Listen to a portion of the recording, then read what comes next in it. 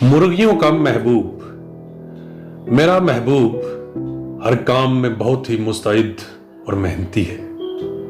मुस्तैदी और तेज गामी का तो ये आलम है कि उसने मुर्गबानी का मंसूबा बनाया और मेरे रोकने के बावजूद मुझे और शोएब को जबरदस्ती इस काम में शामिल करके रात की रात एक चार दीवारी में मुर्गे और उनकी मनकुहात डाल दी।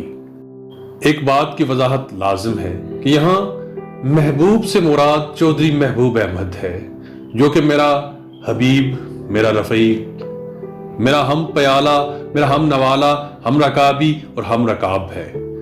मुर्गबानी के काम में मेरी और शोएब की वही हैसियत थी जो उन इजाफी मुर्गों की होती है जो तगड़े मुर्गे की मौजूदगी में मुर्गियों को चोंच उठाकर भी नहीं देखते, बस सहमे सहमे दाना चुगते और अलहड़ मुटियार मुर्गियों के ख्वाब देखते रहते हैं।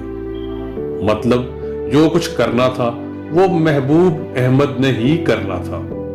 हम महज कंसल्टेंट थे। हमें मुर्गे मुर्गियां देने वालों ने कुछ धोखे में रखा। मुर्गों की तादाद कम थी। फितरी तौर पर मुर्गे को 5 शादियां करने की इजाजत है, मगर यहां हर मुर्गे के हिस्से में 7 मुर्गियों का हरम आया। यानी हर मुर्गा मोहम्मद शाह रंगीला बना हुआ था। मगर इसका नतीजा कुछ ठीक न था, क्योंकि अब मुर्गों के हां कोई हकीम तो होता नहीं कि उन्हें कुश्ते खिलाकर उनकी मुर्गाना कमजोरी दूर करके उन्हें मुर्गियों जोगा करे।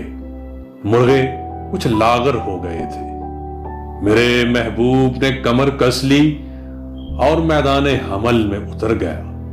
उसने जाती तजुर्बात और कुश्ताजात को बरूए कार लाते हुए जैसे मुर्गों की कमी को दूर करने का फैसला कर लिया था।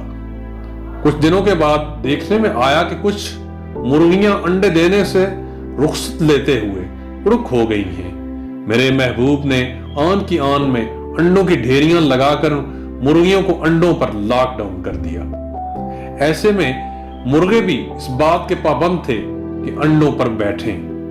मैंने इन कलगी बरदारों से कहा कि सब्र और तहम्मुल से काम लें, क्योंकि ऐसे में सिर्फ और सिर्फ सब्र ही किया जा सकता है, क्योंकि ये मुर्गों का नहीं मुर्गियों का महबूब है।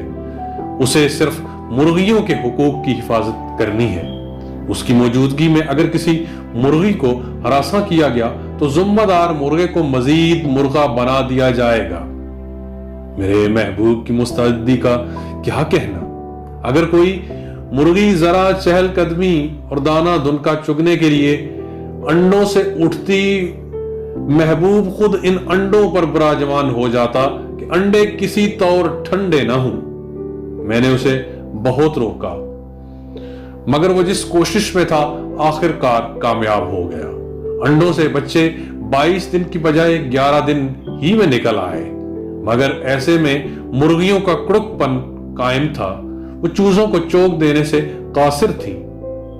ऐसे में मेरे महबूब ने अज खुद चूजों को चोक दी। मुझे उसकी मुस्तैदी पे रोना आ रहा था, क्योंकि वो खुद कुड़ करके चूजों को अपनी तरफ बुलाता, उन्हें चोक देता और अपने बाजुओं तले छुपाता, उन्हें चील कव्वों से बचाता।